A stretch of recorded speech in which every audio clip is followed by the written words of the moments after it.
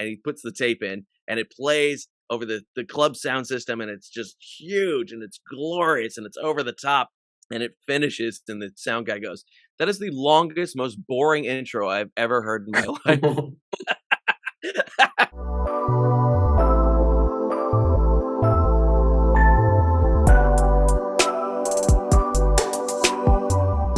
He began playing music in 1994 with Roadside Attraction. He performs live musical comedy. You may know him from his comedic songs like Sweatpants. Please welcome Phil Johnson to the podcast. How are you doing today? I'm good. Thanks so much for having me on. I appreciate it. Yeah, thanks so much for coming on. You seem like a really interesting guy. I want to get more into, the comedy side of music that you do, how you kind of blended the two. But first question that I ask all my guests, just kind of to get the conversation started. What kind of first got you into music? What was your first experience like learning that maybe music was something you wanted to do for as a career? Sure. Yeah. I when I was 8 years old, they began offering music lessons at my school. And my mom said, "Hey, do you want to take music lessons?" And I was like, "Nah, I don't know, maybe." And she was like, "Girls like musicians." And I was like, "Cool, sign me up." And that was basically how it began. And not girls like musicians, and I got to get out of class. And so she said, "Well, what instrument do you want to play?" And I said, "Oh, God, I don't know." And she said, "Well, look, if you play the flute, you'll always be the only boy in the section." And I was like, "Cool, sign me up. That sounds good." And I was the only male flautist in the woodwind section all the way through college, and never dated another flautist. Did meet my best friend Dave in the clarinet department next door, so that was nice. But I that was my earliest experience was taking school music lessons, which is a thing that sort of exists now, sort of still. I have a few of my own students that do that as well, but it's less prevalent than I think it once was. And Yeah. then I was a flautist for 15 years. I played in orchestras. I did all that kind of stuff. I picked up the piano when I think I was 12. Started playing guitar at 16. Started my first version of my band, I think, when I was 20, maybe. That sounds about right. 19 or 20. And just kept going from there. And it sort of dawned on me in college. I was originally a physics major in college. And after I had failed Calculus 3 again, I thought, maybe this isn't for me. Because everything I was doing outside of school was music. I was playing in Yeah. bands, I was teaching music, I was performing, I was, doing all this stuff. And then I'd go to school and do physics. Enjoyed physics. So I was like, I made a jazz guitar because they didn't have a degree in rock guitar. But I spent most of that part of college playing blues and jazz and funk and Latin music and things like that. And then moving that all into what I was doing creatively as a a rock songwriter as well. So that was kind of my Yeah. early experience with music. Yeah, that's awesome. And when you say that you have students who have music lessons, does that mean you're also teaching music, like giving instruction to other people? So how do you sort of like, Yeah. balance that with your own career?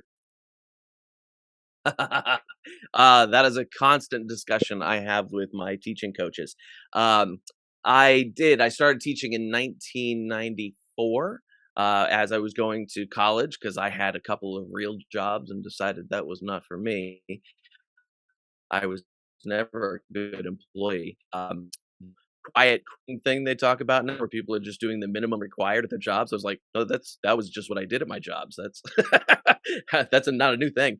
But Yeah. and once I started working for myself, it became a completely different thing. So I started teaching in '94, and just recently I've really expanded my what I'm doing as far as lessons, but I've got, I don't know, 35 students, something like that right now. And the balance has been very tricky along the way.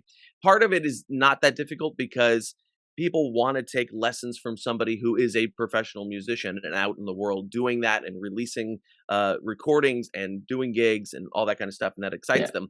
On the flip side of that, uh, you know, next week I'm going to be gone for the entire week at a comedy festival, and it's like, hey guys, sorry, no lessons next week, and we got to figure out how to make those up somewhere else in the month. I, opened up, I have like 2.5 hours each morning when I'm not scheduled during the festival. And so I got a couple Yeah. people coming in then, and the one good thing about the pandemic was that I got everybody comfortable with doing things online.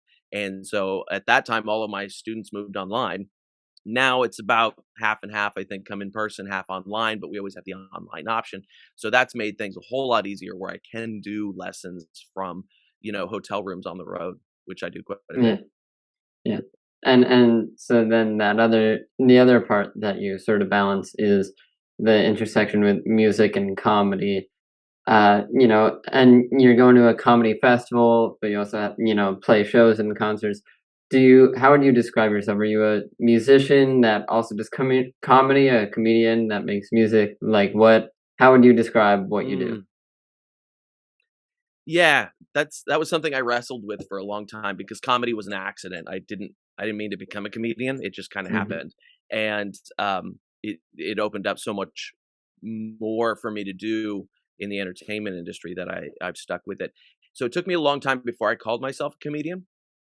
However, because now almost everything that I do has a funny element to it, whether or not that's stand up or music or whatever, now I'm pretty comfortable calling myself a comedian on a professional level. So, but as far as a comedian that does music or a musician that does comedy, I don't differentiate that much between it because both of them play large parts in the work that I do. And, people will discover me from one thing. They'll see a stand-up clip on Instagram and go, "Oh, this is great." And then they find out I do music too, and they're, "Oh, wow, that's cool." Or they'll find the music first and then discover I do stand-up. Yeah. So it's really all kind of the same thing to me. In a live show, my headline show is about 45 minutes of stand up and 15 minutes of music. Whereas the stuff that I do online, whether that's the weekly live stream I do for my fan community or whatever it is, oftentimes that leans more on the music than the stand up because I do stand up and Zoom shows, Yeah. but it's always weird, and so having the music to fall back on is a little bit easier thing to accomplish online, so it's both of them have their uses. Yeah.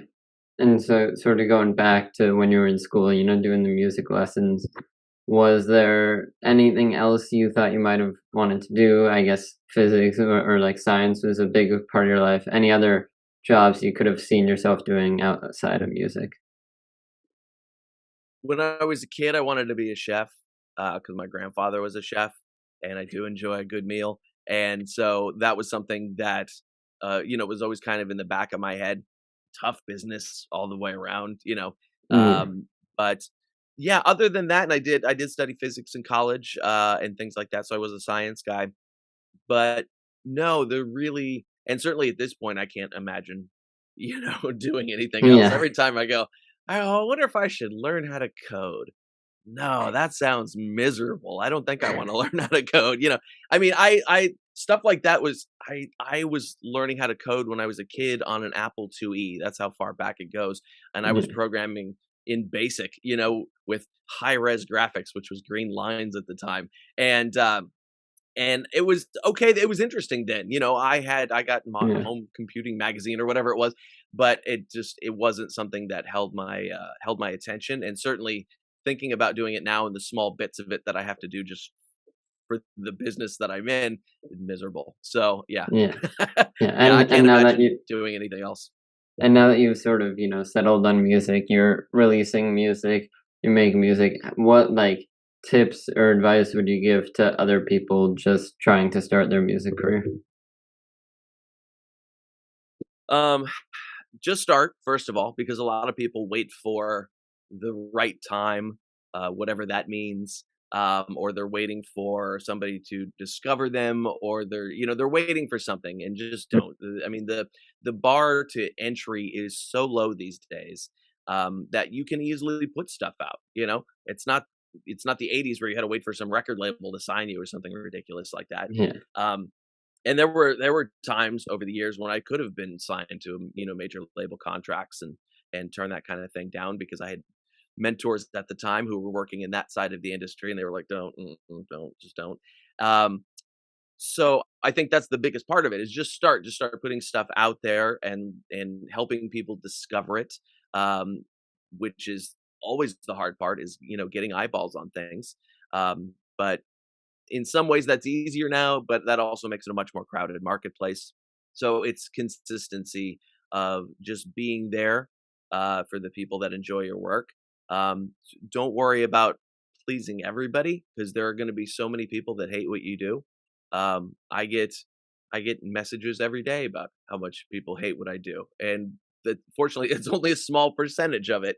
99% of it is people who dig what I do.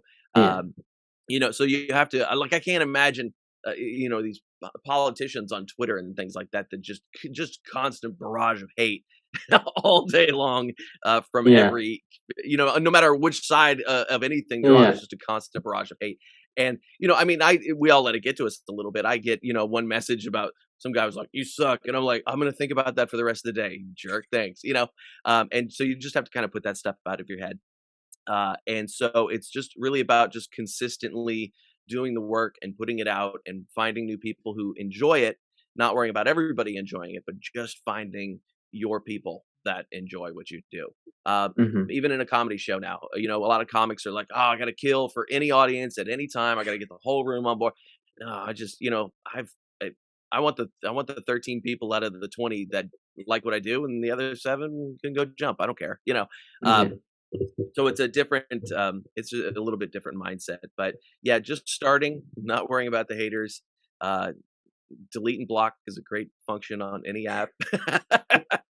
you know, Yeah, yeah. and And and just consistently doing the work and putting it out there. I've been doing it for a long, long time, just putting stuff out, putting stuff out, putting stuff out.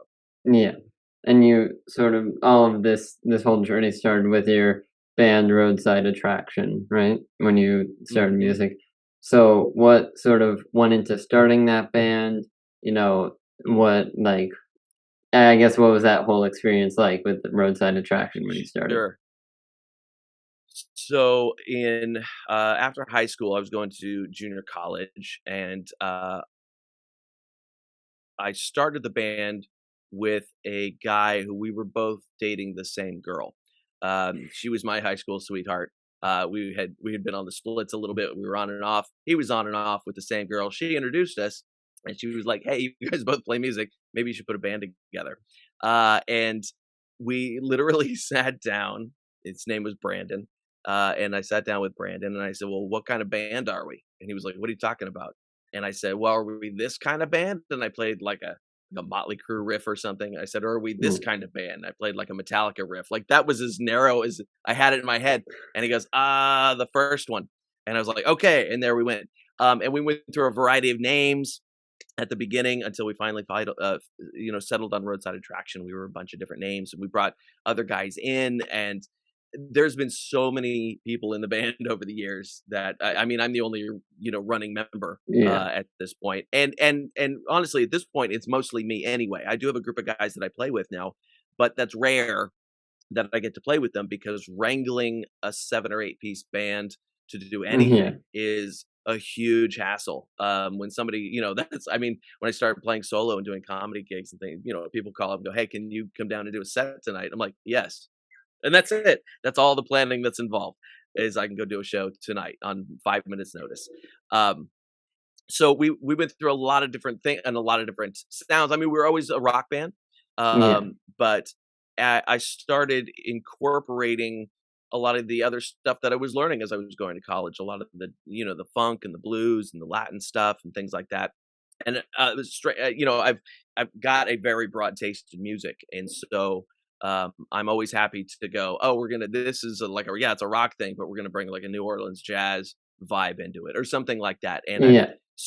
I've been able to surround myself with musicians now who are like, "Yeah, cool, let's do that."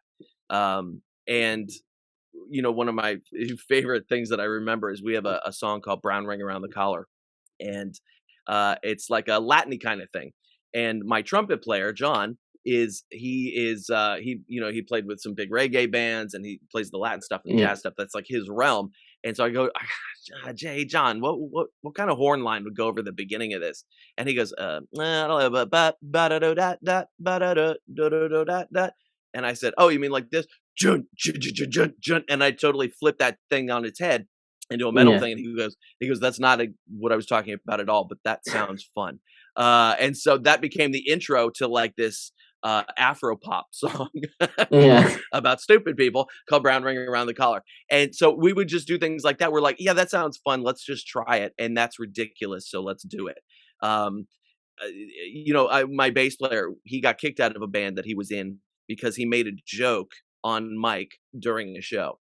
I don't even remember what the joke was, but they kicked him out of the band. I was like, "Dude, I would kick you out of the band if you didn't make the joke on mic," Yeah. you know? Because we just like to have fun with the whole thing. It was, it's I take my career very seriously. I take my music very seriously, but I don't take myself very seriously. And so that allows me to go, "I don't know, that seems stupid. Let's try that," you know? Yeah. And see what kind of reaction it gets, you know? And so I've always enjoyed that aspect of it. Um, but I don't know. I think I forgot what your question was at this point. No, you basically answered it. It was just, the starting band. What was that group like? Mm, What made you want to start a mhm. band? So you definitely answered it. But then, that moment when you kind of made the decision to be Roadside Attraction, you came up with that name. What is sort of the origin story of that? How did that come to be? Hmm. Not that exciting really. We had been I think our first name was Confused, and then we found out there was another band called Confused. And then we called ourselves Brimstone for a couple weeks. And we went through like, I don't know, in the first 6 months we probably had 5 different names. And then we said, well, why don't we just brainstorm a list of names? Let's let our friends vote on them. And whichever ones, that's what we call ourselves. And so Roadside Attraction was on the list. I think I might actually still have that list somewhere in my buckets of archives. And that was the one that people liked, Roadside Attraction. And so that's what we went with. It actually proved slightly problematic when we were filing for a trademark on it, which we had to do because we weren't the only ones to come up with that name since then. And our my lawyer called me and he goes, "All right, this is dumb. Do you ever actually play by the side of the road?" I said, "No." "Why?" He goes, "All right, then I think we can do it." It's like you can't trademark a common term, like you can't trademark big boxes, you know? And Yeah. so if we actually played by the side of the road, we would not actually be able to use the name Roadside Attraction. But we did end up getting the trademark for it. It was just kind of Yeah. ridiculous. And so once you kind of started playing with this band, what was, what were the live performances like? Like your first live show with Roadside Attraction, what was that experience like for you? Um The very first show we played was in a high school gym that, my bass player had, graduated from, and it was big and it was echoey, and it was probably not very good, but we had enough, people there to make it fun. I remember our very first club gig, we rehearsed for a good 2 years before we did our first club gig, because we were just terrified of actually Yeah. going out and doing that. And, if the bass player, Brandon, again, he comes in because he and I were kind of co-running the band, as leaders at the time. And so Brandon comes into rehearsal and he goes, "Hey, we have a gig." And I'm like, "Hmm?" He goes, "Yeah, yeah, we're playing the Cabaret in San Jose on a Friday night and we're headlining." I was like, "What?" And he goes, I just called the club to find out who books it, and they gave me a headline date." And I was like, "Okay." This tells you how that club was run. Yeah. It was total bringer room. It was like you had to sell tickets, you had to do all this kind of stuff. And they figured we would be able to move some tickets, which we actually did. I think we sold 50 or 60 tickets for our first night. Yeah. And we went into the club, which was a beautiful club. It was a really great club that's not around anymore. And I was too young to be in the club. I think I was only 20, and so I had to stay in the green room until we went on. And we had decided we needed like an intro track, right? Yeah. We're headlining. It's our first gig. We need like an intro, and so we put together this ridiculously long, bombastic intro tape. Uh, and then I brought a boom. We didn't know how it worked. We brought a boom box on stage, and we're playing the tape to sound check it. And the sound guy goes, "What the hell are you doing?" And it's our intro tape. He comes up on stage, he goes, "Give me the tape." And he puts the tape in and it plays. over the club sound system, and it's just huge, and it's glorious, and it's over the top, and it finishes, and the sound guy goes, "That is the longest, most boring intro I've ever heard in my life." And we were like, "All right, don't play it." I mean, we'd worked on it for hours and hours and hours. Yeah. And so, yeah, but we headlined our first club gig, and we had enough people there to, make it fun, and there were a couple opening bands and things like that. And then, for a long time, it was all downhill from there. Um, Really downhill. It was like, oh, now we're playing Wednesday nights for 4 hours in a bar kind of thing. Yeah. Yeah. We did a lot of that kind of stuff over the years where we did what would be considered cover gigs, Wednesdays, for 4 sets type of thing. But we ended up playing 3 out of, 3 of those sets would be original music, and then, we throw a few covers in here and there. We had a lot of material, and so we could cover 4 hours with almost our own material and Yeah. 5 or 10 covers. So that was a little bit odd, of us, but yeah, that was that first gig. And I remember we played at my high school after I'd graduated. We went back and played at my high school, which was pretty fun. I had an English teacher in high school, Greg Ferrero, who I hated English class. I hated all the symbolism and and all the stuff we learned in English class. Yeah. And he knew that I hated that stuff, and he and I would just battle in class over this stuff. And he knew when I was losing my mind, and he would go, and he was a bass player. He would go, "Hey, did you see that new Ibanez that just came out?" And I'd be like, "Yeah, okay." And we'd talk about guitars and stuff. And Yeah. he brought it back, and he had written in my yearbook, "Don't let the music die inside you," which was, still gets me. And so to be able to go back and play my high school and have him see my band was very, very cool for me. That was Yeah. really great. He Yeah, passed that's away an just a awesome couple years moment. ago. Are you a music artist trying to find a way to get your music on as many streaming platforms as possible? Then check out DistroKid. DistroKid is a super user-friendly and super easy-to-use service that will make your music available in stores like Spotify, Apple Music, iTunes, Amazon Music, YouTube, Snapchat, everything. Everything you could imagine, it's available. People will even be able to add your songs into their Instagram stories.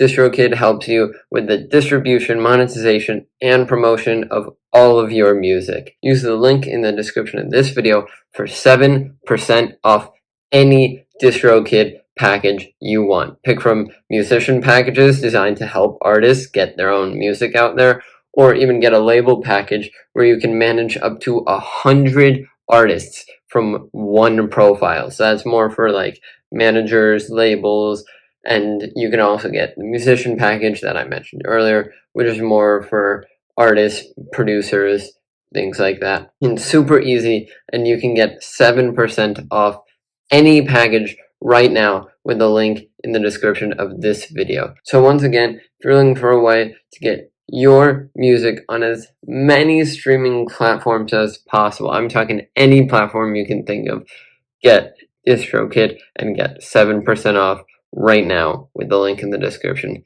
Back to the program. Having a band, you kind of said that you have all these members, cycling in and out.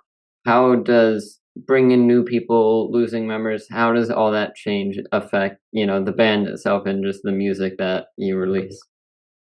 It always, for the most part, changed it for the better, because I was usually if anybody was leaving, I could swap them in with somebody who was a better player, who could do more things. And the guys that I do work with now are all outstanding players, and can play just about anything I throw at them. Yeah. Um, and I like to be the not the least talented, but I like to be the least skilled person in my band. I want a bass player that plays bass way better than I do. I want a drummer that plays drums way better than I do. And everybody in my band definitely does everything way better than I do. Even my rhythm guitarist that I was working with, Bob, is a better guitarist than I am, and I'm a pretty good guitarist. But he had skills that I didn't. So I like to surround myself with really good players as much as possible. But every Yeah. time there was a changeover, and God, we went through so many drummers, so many drummers. Drummers have been the bane of my existence over the years. There's been stalkers. It's just ridiculous how many drummers we've had. Mhm. And so it always changes the music in a way that there's a chemistry, of bandmates that you're playing with. And just the chemistry of how music gets created from a songwriting point of view, and even the stuff that we'd been playing before. We throw a new drummer in the mix, and now it sounds different on stage or whatever it is. But the biggest part of it, I think, leading to what up to, sort of what makes me unique is I had been playing with a bunch of guys for about 5 years, and it was quickly going nowhere. And the bass player left, the drum we had been looking for a drummer again, and I told the singer, I said, I think we're done here. And I sat in my recording studio, rehearsal studio, just dropping songs on the tape, just recording, whatever came out of my head. And a couple of those were funny songs, which the other guys had never wanted to do. They were serious musicians who never wanted to do anything remotely hilarious. Mhm. And so I just started dumping ideas on tape, and I ended up going to a and I sort of I was not really letting people hear that stuff. To me, that was gonna be B-sides. Like, I'll put out a regular song, and then I'll put this wacky thing on the B-side, as a bonus release or whatever it is. Yeah. And I had a mentor at the time, a guy named Tim Sweeney, um, and he would gather a bunch of us independent musicians in Las Vegas once a year to, have this big conference and learn about how to be better at this independent music thing. And this was the beginning of the independent music movement. I mean, this was pretty Yeah. early on. And Tim, I said, "Hey Tim, I got the perfect band together finally." And he goes, "Great, go solo." And I said, "No, no, no, you didn't hear me.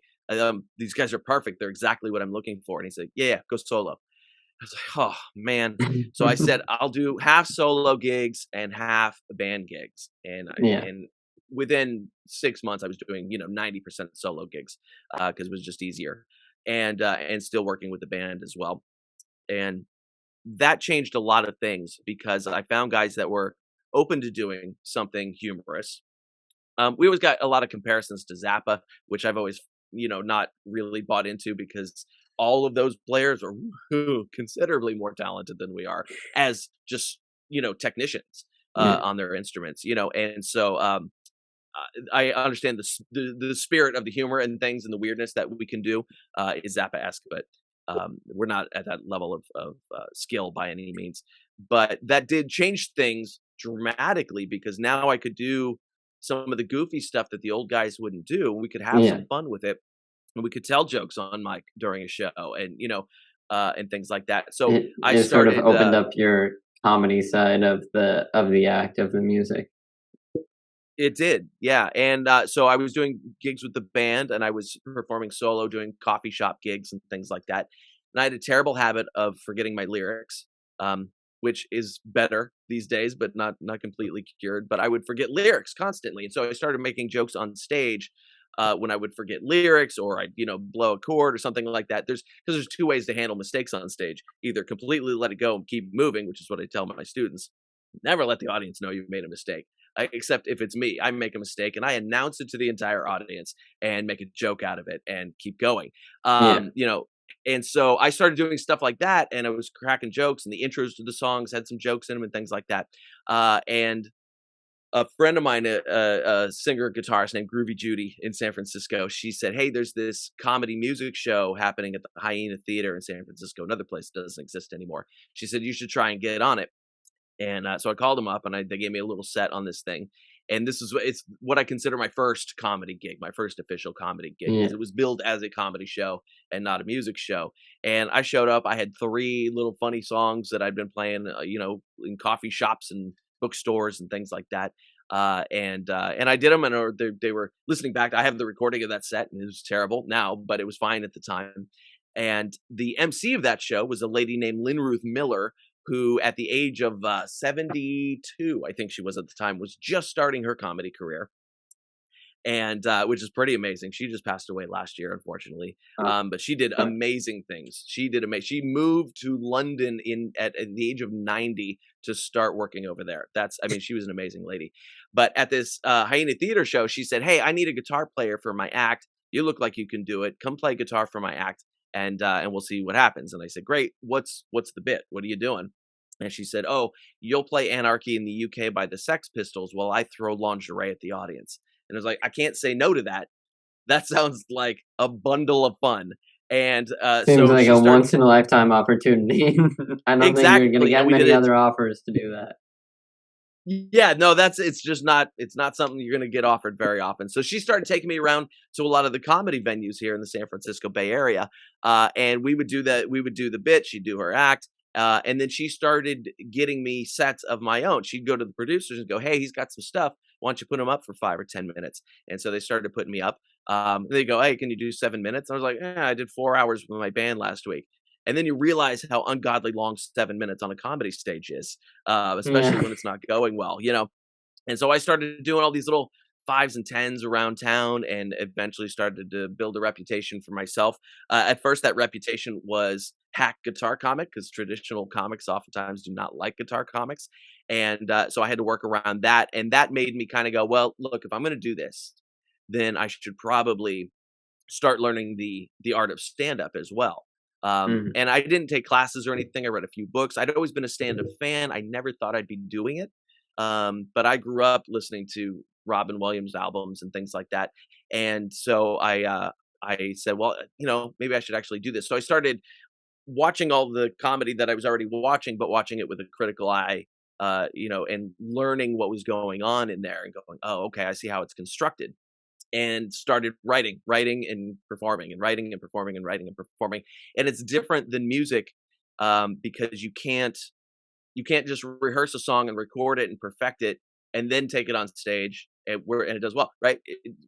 You have to put comedy on stage Yeah. before you know if it's going to work. And I, at this point, I've been doing comedy for 18 years. I can write a joke and have a pretty good idea of whether or not it's going to get a laugh and how Mhm. big a laugh. And I can pretty well design that. But that's a 85% hit rate if I'm lucky. There's Yeah. still that 15% of time where I am completely wrong. And usually my girlfriend will go, I told you that joke wasn't gonna work. But it's yeah, it's that's sort of the origin, the superhero origin story Yeah. is Lynn Ruth Miller got me into it. And then you just start going, well, this is a thing that I should probably learn how to do.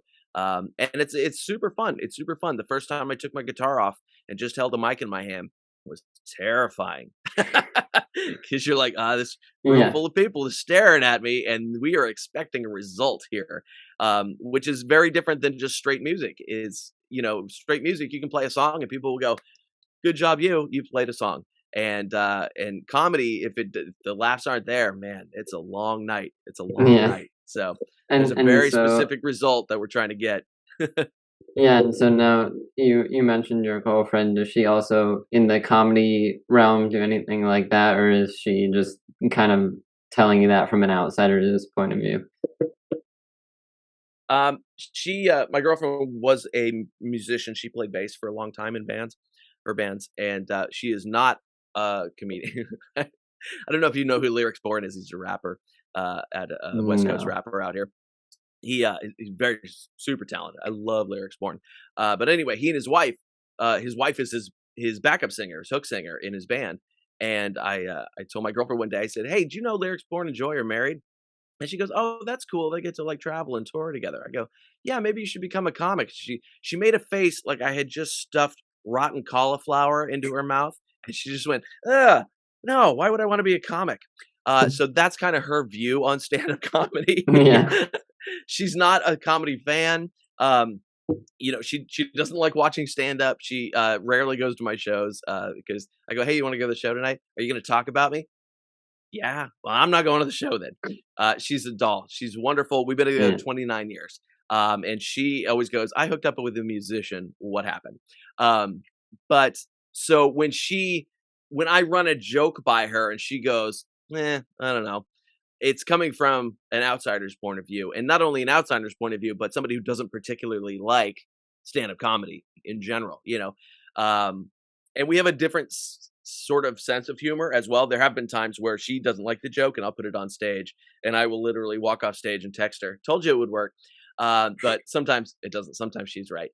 So Yeah. she is used to it at this point where I can bounce a joke off of her, and she'll go, "I don't know." Or if she goes, "Oh my God, you're not going to say that on stage, are you?" I go, "Definitely, I'm going to say that on stage now." And so that's if I get that reaction out of her, oh my god, you're not going to say Yeah, that, are you? Yeah, then I know it's a winner. And usually I'm right on that case. yeah. And so, sort of back to the more musical side, when you're coming up with these comedic songs of yours, the songs that are kind of on, like, fun, silly topics, what does Hmm. that creative process look like? How do you sort of, come up with an idea and turn that into a full-length, full-fledged song? Sure. Yeah. I mean, in the early days before I started doing before I had to be a lyricist and a singer, because originally I was just a guitar player in a rock band. That's all I ever wanted to be. Um, I would write some riffs, throw them at my singer, and go, "Here you go. You deal with it. Write some words." And then when I had to do that, I was like, "Oh, this is hard." And I end up now I have to work from a lyrical premise first, for the most part. There will be Mm, times where I'll just, kind of throw some music together and go, okay, I'll save this for later. I don't know what this is yet. But I have to work from a lyrical premise first. And I almost always write the lyrics themselves first before I put music to them. And one thing I did a couple years back, I had been spending a lot of time working on the stand up portion of my show because I needed to write an hour of fresh material. yeah, And that hour took 5 years to put together, which that was my longest one. Usually it takes me about 2 years. And then that one took me 5 years to get right. The next hour after that has taken about a year and a half to really start to lock in. But um, I had been concentrating on the stand up portion so much. I was like, I gotta kick myself back into songwriting mode here. But I was looking for a sort of a low pressure way to do it. And so what I did is I gave myself the 30-second song challenge, where I was going to put out a 30-second ish song every single day for a year. And the way that I did that was I first went in and wrote 150 lyric premises, where it was literally just like a setup punch. I didn't worry about writing any music for it. I just needed, basically a joke that rhymes is what it comes yeah, down to. And once I had 150 of those, then I went back, I started writing music for them, and then filming them and sort of batch processing the filming early in the week and then doing the editing and putting them all scheduled out to go online every day. And as I was doing that, I wrote out the other, 180 or whatever needed to yeah, fill out the yeah, year. But I started there with just these, quick in and out little 30-second songs that I was putting out, which was a way of sort of test marketing the premises with the general public to see how they would like it. And so some of them would pop, some of them would go by the wayside and nobody ever said anything about them. And then yeah, that allowed me to, kind of test market those ideas. And from there, I was able to pull some out where I thought, okay, there's more to this story. Some of them people liked, and there was just no more to that story. It was a setup and a punch, and that was it. yeah. Um, but there was some of them where I'm like, okay, there's more to this story, and so I've been able to take a lot of those and create full length songs out of them, just by expanding that story and go, well, what else happens here? I have a song called "The Uprising of 1244" that started as a 30-second song and turned into this 5.5 minute ridiculous epic. Um, my current single out called "Kitties and Boobs," which Yeah. is ridiculous and epic, but not in depth. That one started out as a 30-second song. Mhm. And so it's been fun to just kind of see, oh, I think there's more to So this one. you've The other thing I did, there yeah, go there are ahead. times where you've come back to these, 30-second songs and try to flesh them out into, full length more. Yep, Okay. yep. And Yeah, and in fact, I actually did an EP of just the 30-second songs. I did studio recordings of 30 of them, 33, something like that, yeah. that people liked, but I didn't feel like had more story to them to give them an actual release, and so I put out that EP. It's 33 songs, and it's under 18 minutes, and that I called that one the Itty Bitty Ditty Committee. And there's another one that I'm finishing now that's kind of the same idea, but this one is actually turned into the shortest concept album of all time. It's 17 minutes, and there's 30 songs, and there's a complete story that connects each of the 30 songs. Yeah. So I'm finishing that one now. This episode of the podcast is brought to you by W Energy. W Energy is an energy drink you mix at home from a tub. It helps you focus, it helps you concentrate, it helps you win. W is a lot like these other energy drink mix companies you see, but it's better. They have better flavors, they have better taste, they have better products. you can get Dragonade, you can get Galaxy Grenade, you can get Dub Sludge, and so many more great flavors like Beach and Peach. Once you have the powder to make one of these flavors, you can also get one of W's own shaker cups to make your drinks at home. If energy drinks aren't your thing, no worries. You can get products like stickers and clothing that look awesome. If you just want to try out W, you can go ahead and get one of their starter packs. It comes with a shaker cup and 3 flavors. On top of that, any products you get on any order from W, you can save 10% by using my discount code Heroek. That's just my name, Heroek, in all caps. One more time, that's code Heroek at w.gg for 10% off any order. Go focus, go concentrate, go in, be better. W. It's actually funny that you say that because you're doing it from the guise or the lens of comedy, but in general, a lot of music is, kind of getting shorter nowadays. Artists have gone from, full-length albums Mm, to maybe singles now and then, and now it's just like quick mhm. singles, like 2 minutes or less, with, a kind of quick, Yep, catchy hook for social media. What do you think yep. that does for like music, the music industry? And do you think, is kind of good or bad that we're getting this, faster, I guess, these faster songs and faster uh, Yeah, I don't artists? it's like, I mean, if you look at the 1960s and the way that the Beach Boys and the Beatles and people like that were working, the Beatles were doing 2 albums a year, which is Yeah. insane. It's crazy. And it was a singles market. Not only did they have to do the 2 albums, they had to knock out 3 or 4 other singles that weren't on the album, which was, Yeah. odd back then. And, there would be it was very much like it is now where you put out 2.5, 3 minutes. It was you were knocking something out every 6 to 8 weeks. It was like they had Spotify in the '60s demanding the algorithm demanding more, more, more. Yeah. Um, and so I kinda look at it through that lens of I don't know why they were doing that back then. There was a much longer attention span back then. They probably could have milked Good Vibrations for 4 years, but they, followed it up with another single 8 weeks later. Um, and so I think it's sort of almost a return to that more so than a new phenomenon. And I think that return to that was certainly uh, enhanced by the effect of the internet and the scrolling culture of yeah, what's next, Yeah. what's next, what's next. And we all do that. Okay, yeah, cool, what's next. And so I've had to just kind of adapt to that myself and go, okay, well, I just got to put out more stuff. I don't put out a comedy special every 6 weeks. I can't. Yeah. That's impossible. An hour of comedy takes a good hour of comedy takes at least a year to write, Yeah. and that's for people who are knocking them out, like just driving for that. Like Christopher Titus puts out a new special every year, and that's an insane pace. And so having the music, I can drop music in between the stand up releases, and that just keeps it going, keeps it going, keeps it going. So I can have these little test marketed 30-second clips that people can get into, and those were literally me in front of a camera banging it out on an acoustic guitar. And then the studio versions of those are slightly more involved, but not Yeah. much. They're just better recorded. And then when I do a full production, then that's the big single.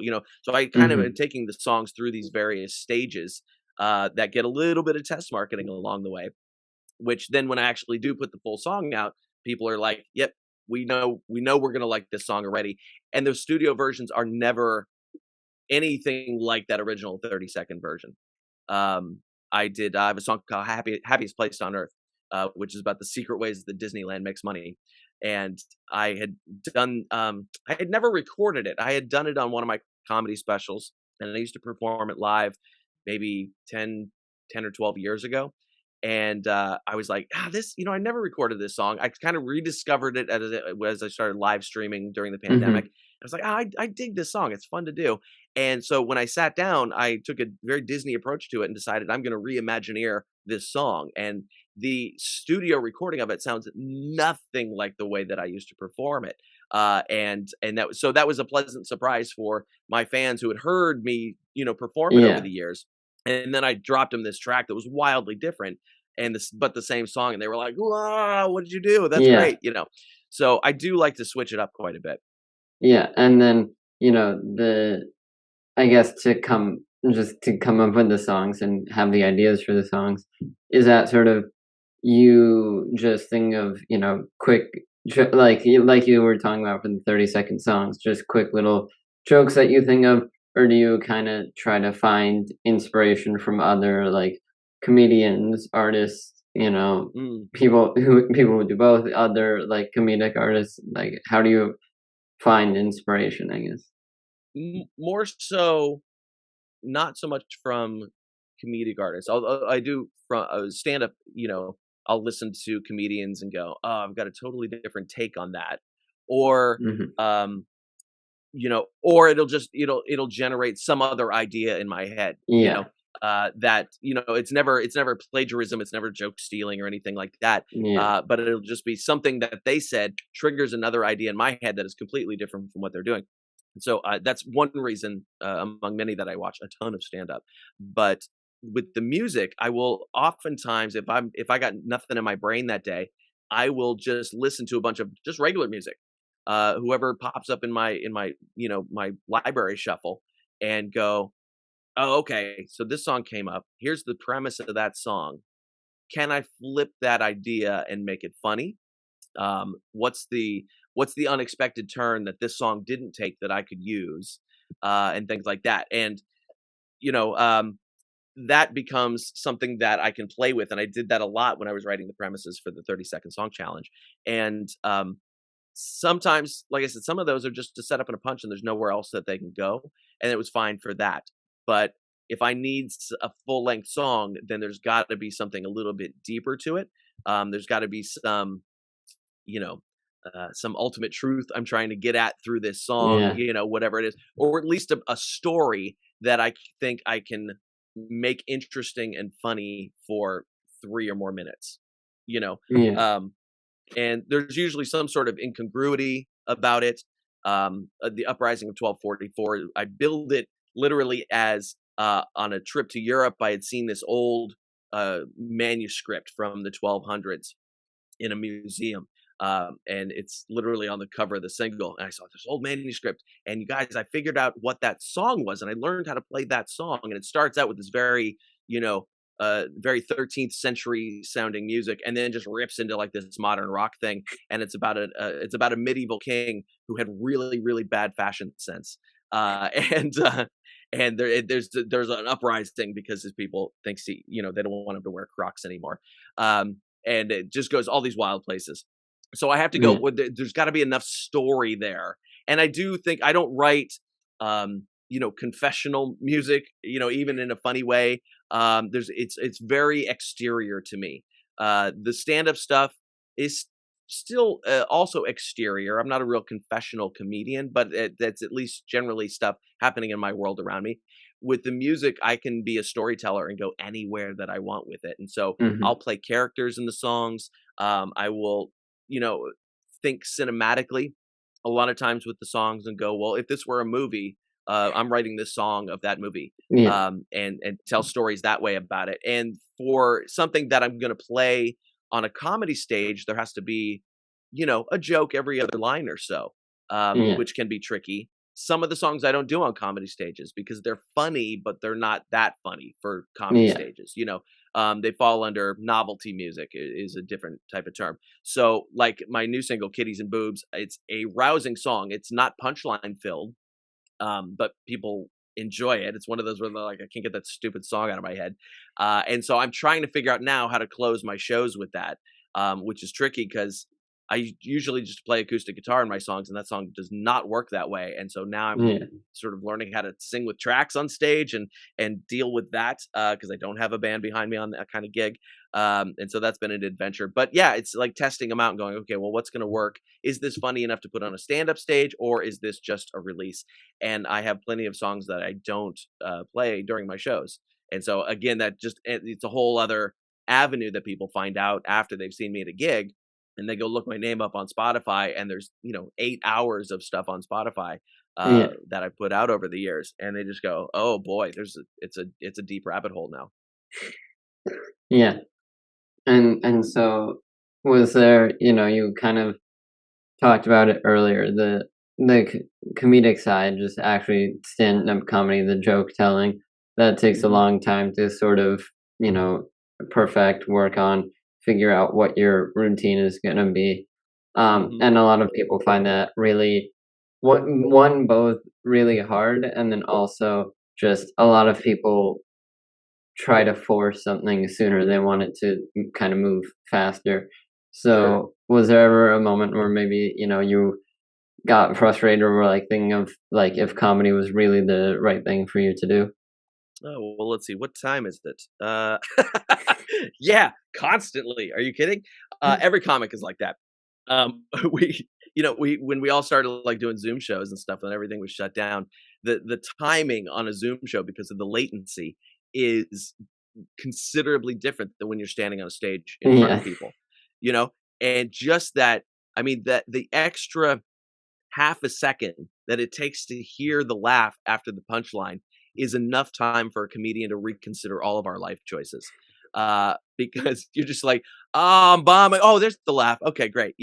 And so, yeah, comics are constantly fighting that idea, especially I mean, you have a bad set and you're like, "Ah, I suck. I'm terrible at this.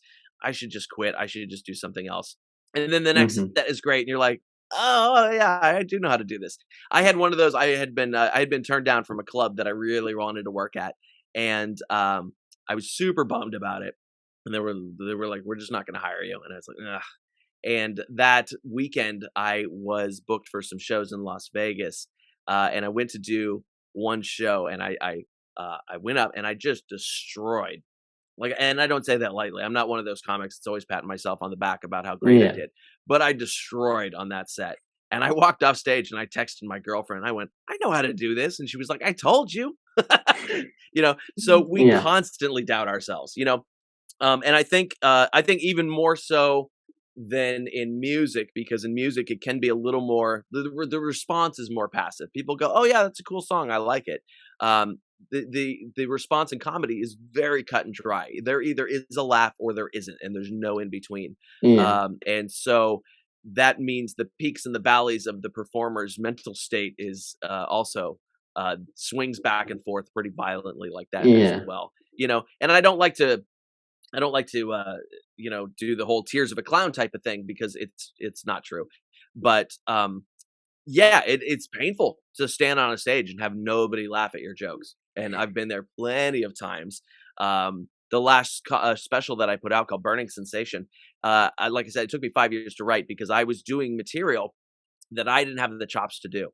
It was stuff that had been sitting in my notebooks for a long time, and I thought I gotta start pushing this stuff out on stage and see if it works. And I was making people angry with some of the material until I figured out how to word it right, how to deliver it right, and just really sell the jokes correctly because the performance of the joke can change, and that could be the difference between a laugh and somebody being angry at you. And Yeah. so I had to do a lot of work to really refine the delivery and the writing on that special. And then it worked, and then that sort of brought me to a new level of what I could do. But yeah, that mental state is constantly like, I mean, literally from minute to minute on stage. Oh man, that was great. Oh man, I suck now. Oh, why is that guy crossing his arms? There'll be one dude crossing, there's always this guy, and we will The fixate on person that who jerk. doesn't laugh at a comedy show. Exactly. It's like, dude, you paid $20 to get in here and a 2-drink minimum. Relax.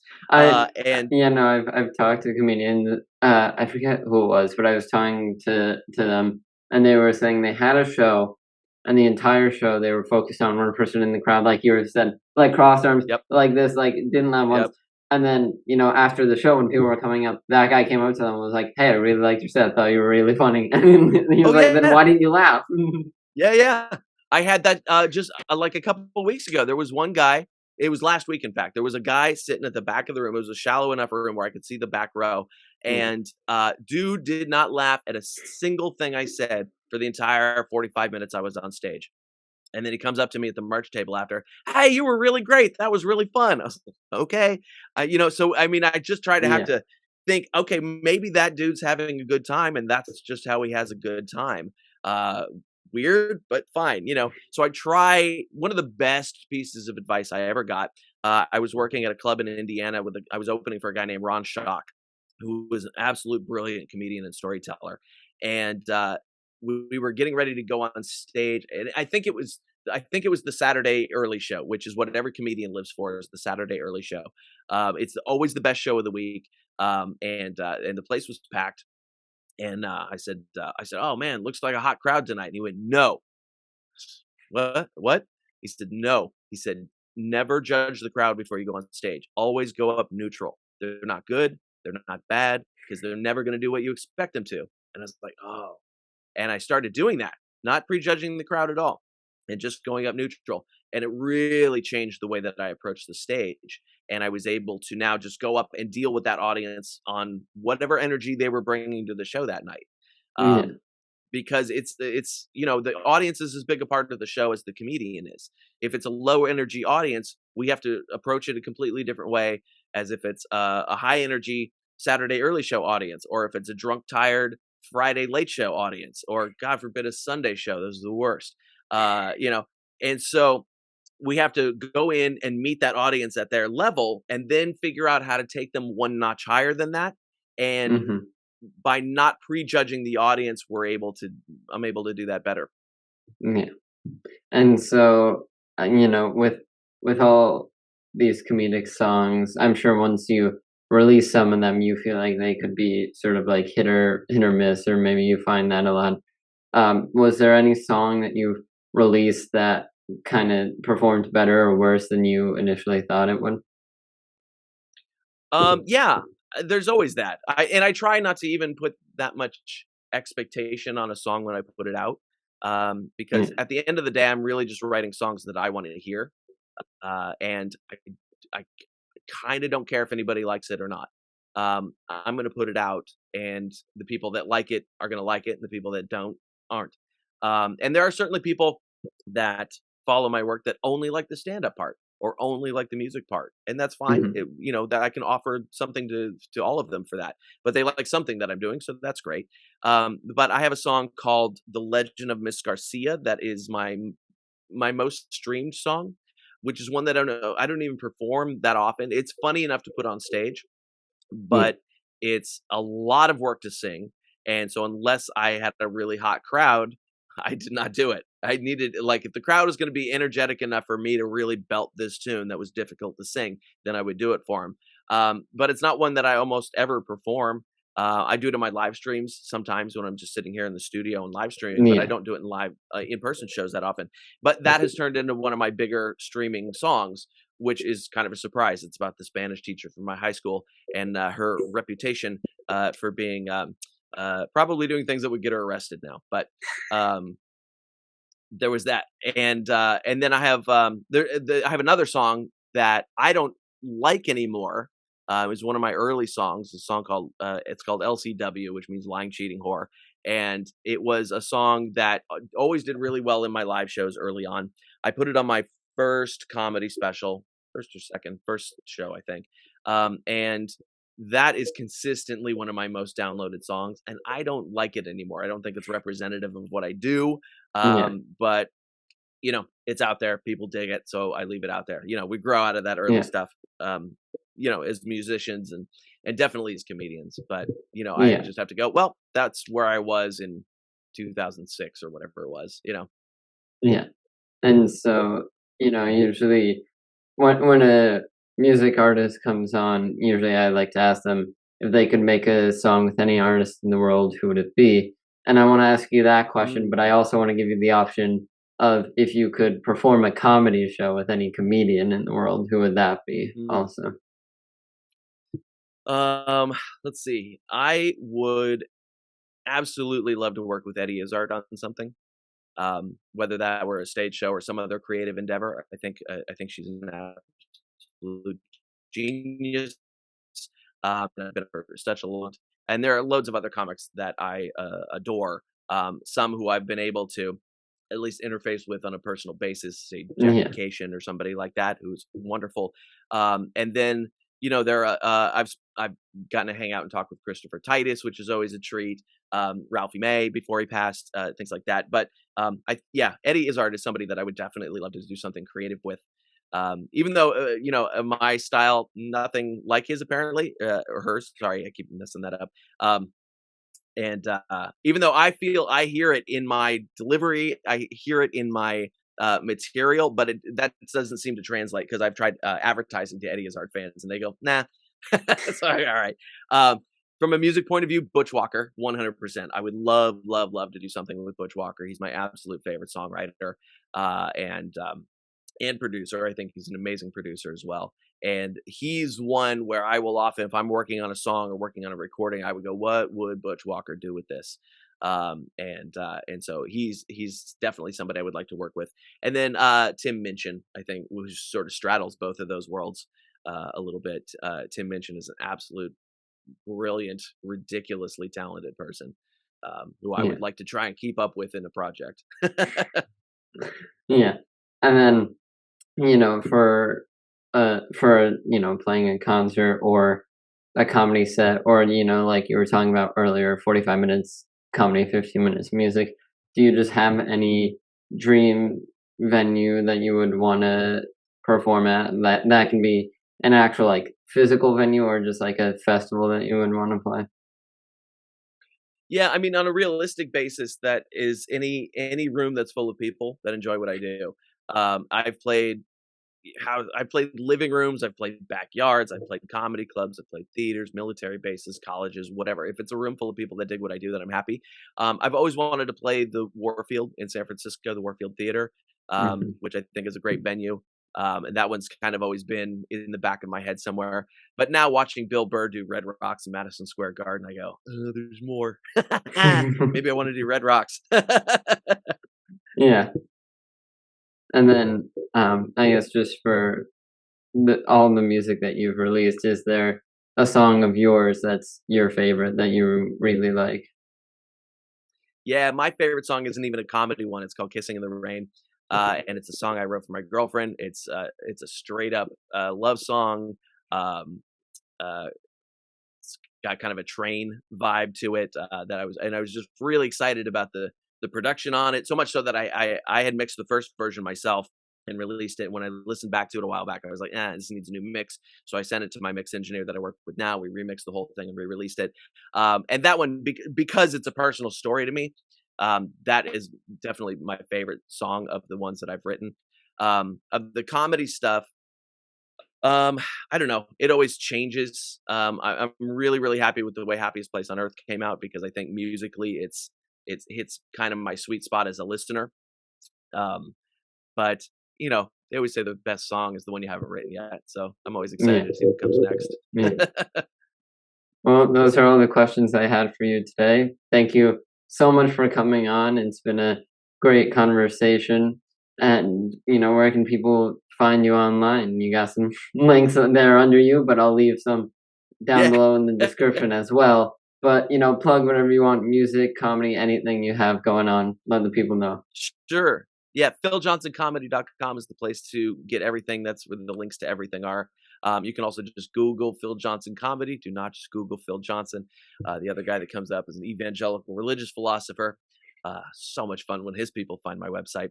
Um, but yeah, so PhilJohnsonComedy.com, and on most of the social media places, Phil Johnson Comedy as well. If you go to my website, there's a link right at the top where you can get a free gift from me. There's a free welcome pack of swag that you can get for joining my fan community, which is free. We have a fantastic fan community, currently sitting at about 1,000 people around the country, and building on a daily basis. So there's that. My latest single is "Kitties and Boobs," which is out in all the places. The next that next EP I was talking about, the short songs, I don't have a release date for that yet because the concept album part of it just occurred to me last week, and now I'm having to do a bunch of different stuff with it. But yeah, so that'll be coming soon. I do release stuff pretty regularly. I was shooting for every 6 weeks, but I've kind of fallen off a little bit as I've had to release other things for my fan community.